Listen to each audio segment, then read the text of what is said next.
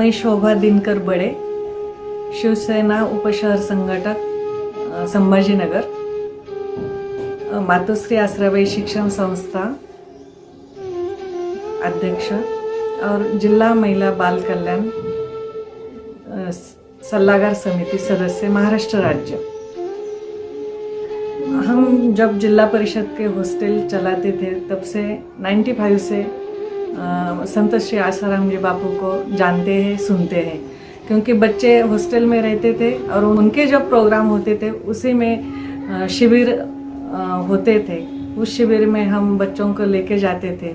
जब से हमने बापूजी को जाना है और उनके सत्संग को हमने सुना है, बापूजी का जो कार्य देखा है हमने, तो महिला संगठन और संस्कार संस्कृति का मार्गदर्शन, महिलाओं के साथ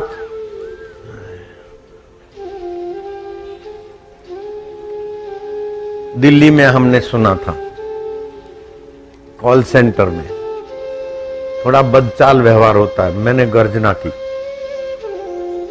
बहू बेटियों की मजबूरी का दुरुपयोग कोई करेगा तो फिर मैंने विस्तार से चलाया था ये बात।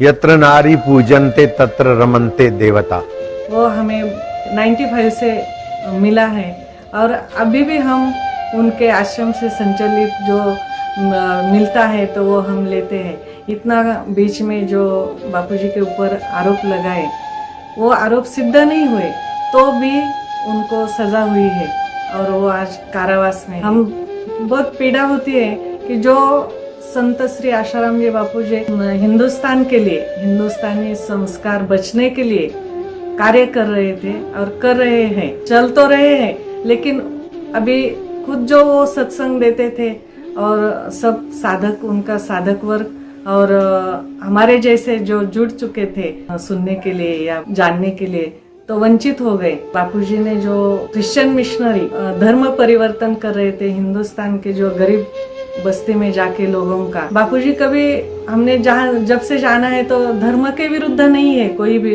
ये तो पता है, लेकिन जो धर्म परिवर्तन कर रहे थे तो इसकी ज्यादा परेशानी बापूजी को हुई और जो भी आरोप लग गया है तो मीडिया ने ज्यादा बहुत गलत बातें दिखाकर और उसका उहापोह करके उन्होंने लोगों के मन में बापूजी के बारे में बहुत, जो भी एफआईआर में कुछ भी लिखा नहीं है कि रेप हुआ, तो भी रेप करके उनकी छवि जो है तो बदनाम कर दी है।